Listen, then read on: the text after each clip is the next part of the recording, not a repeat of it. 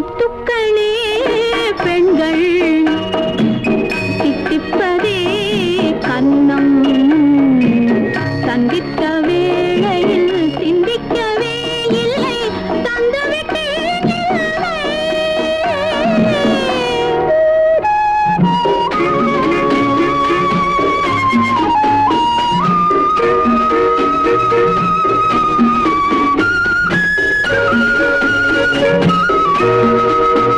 கன்னி பெண்ணை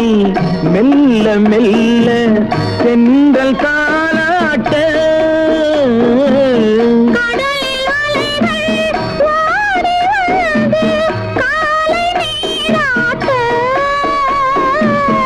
எழுந்த இன்பம் என்ன என் எண்ணம் ஏங்கும் ஏக்கம் என்ன